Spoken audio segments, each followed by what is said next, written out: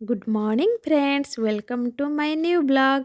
तो सांग मैंने देखिपे आपण सकाळु सकाळु मु उठिकी गाधुआ पाधुआ सारिकी पूजा पाठ करदेकी कौन करना रोसई आरंभ करदेची। रोसई आरंभ कलापर आज आम आमर किचन गार्डन को जीवा। तो बगीचार आमर बहुत सारा वेजिटेबल लगाई सहित गोटे कोड़ी गछ भी अच्छी आते कोड़ी होती। तो मु निहाती देखेबी यहाँ हूँ गोटे बाउंसर लाठीटे या गोटे रड बंधा होती आकु नहीं जीवा ये ही आम कोड़ी गछ को हलैबा जहाद्वारा कि जिते सब पाचिला पाचिला कोड़ी अच्छी सब पड़ो आउ गोटे की आनिक आम आचार बनैबा। तो प्रीवियस ईयर से टाइप्र मु गोटे आचार रेसिपी बनई यही गचर कोड़ी की नहीं आपड़ जदि मोर प्रीवियस वीडियो को सर्च करके देखिए तो निहाती तार रेसिपी ट्रिक्स एंड ट्रिप्स सब जिनस आपड़ पाइपर। आउ कोड़ीर तो बहुत सारा आइटम हुए, कोड़ीर सुरमा हुए, कोड़ीर खट्टा हुए, बहुत जिनस कोड़ी गुंड हुए।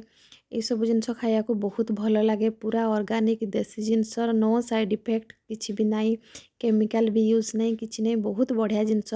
आग जमानार लोक मैंने ये सब जिनस खाऊले से पूरा हेल्दी ही रोते। आउ एबिका छुआ तो यू आउ खाऊना आम तो छोट छोट बड़े या ही मेन फुड आमर थिला कोठी आंबड़ा तेंतुड़ी आंब जामु कोड़ी ये सब जिनस आम खाऊलु। आउ एबिका छुआ सब चाट चाउमिन पिज्जा बर्गर रे ही रही जाइछंती। तो फ्रेंड्स देखंतु मु आमर बगीचा को भी टिके टूर करई दूची आपण मानको। एटा होची नानी रो किचन गार्डन। आलू तो बहुत सारा नानी लगेइची कौन पे ना वर्तमान मार्केट रे आलू रेट बढ़ी जाइची सेति पे ए वर्ष नानी पूरा आलू रो ही धमाका करी देइछंती आम गार्डन रे। एटा पानी आसीची सखाळु सखाळु आज बहुत प्रेशर रे पानीटा छड़ा हेची। एटा पीएचडी पानीटा तो केते स्पीडली आसुची। एठी पानी दिया हेची आलूर जो बीच बीच रे जो केनाल टाइप रो करा हेता सेथिरे दिया हेची। आउ सेपटे नानी बहुत सारा कोड़ी झुणी सारलेनी मु जीबी ताकू उठेया पे मिसिकी दी जण हेकी उठेई देबो। आउ मक्का गछ भी लगा हेची, मक्का भी पाखापाखी बड़ हेई आसिलानी आउ मासे 2 मास भितरे मक्का ऑलमोस्ट हो जिवो। तो कुड़ी गुड़ा केते सारा पड़ी देखंतु आलू गछ जो लगी से पड़ी एठी पड़ी पूरा चारिआडे कुड़ी पड़ी सब पाचिला पाचिला कुड़ी कुड़ीटा बहुत ही मीठा। तो मु तो ये बसी बसिका 2-4टा कुड़ी ऑलमोस्ट खाई भी देलिनी देखंतु पूरा टेस्टी लगुच। यहाँ आम बाड़ीर कुड़ी ये गछटा आमर लगा होता पाखापाखि गछटाक हो 10-12 वर्ष हो गछटा। आउ फल तो आसूची 4-5 वर्ष है फल आसूची बहुत टेस्टी। तो कुड़ी की नहीं कि आसला पर आम ताकू धोईकी कौन करचु हल्का हल्का ताकू प्रेस कर देचु लुण स्प्रेड करिकी ताकू मिक्स करके यही टाइप्र खरार ताकू 2-3 दिन आम एमती ताकू सुखेबा। तो यहाँ पूरा ड्राए करवा नहीं 80-90% ही सुखिब। आउ टिके उदाड़िया उदाड़िया थिबो देखंतु टिके पानी पानी थिबो ताकू आमे पाग मसला ये सब जिनस इनग्रेडिएंट्स देकरी आचार जमती बना ही आचारी मसला सब यूज करके आमे ताकू बनै परिबा। तो कुड़ी काम सारला परे जो माघे परब कथा मु आपन को कहितली पाखरे गोटे ओकेजन रे अछि।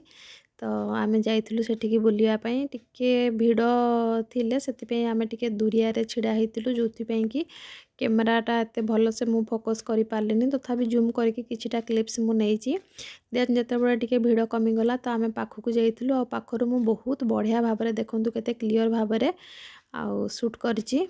तो यहाँ आमर ट्राइबल कम्युनिटी आम घर पाखरे पाखापाखि 1/2 किलोमीटर डिस्टेंस रे रहउचंती जोटा कि तांकर एटा वर्षकरे थरे मेन पर्व आमर जमती मकर होउची रज होउची आउ विभिन्न प्रकार मेला महोत्सव आमे आम गाँव रे साई पड़िसा रे मानुचे से टाइप्र तांकर मध्य माघे पर्वटा होउची मुख्य पर्व।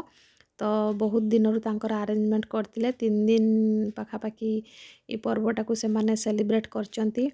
आउ बहुत सुंदर देखंतु तांकर ड्रेस कोड केते बढ़िया मैचिंग मैचिंग करचंती ता सहित स्टेपिंग भी बहुत भल करुचंती समस्ते एका एका स्टेपिंग करुचंती। आउ तांकर वाद्य देखंतु ढोल नागारा ही बाजुची आउ बहुत ही बढ़िया पूरा शांति परिवेश थिला एते सुंदर तांकर आयोजन करथिले।